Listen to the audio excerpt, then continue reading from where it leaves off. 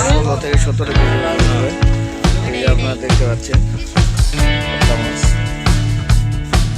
খাবো কি মা হয় খালি চর্বি দিয়ে মাছের গায়ে।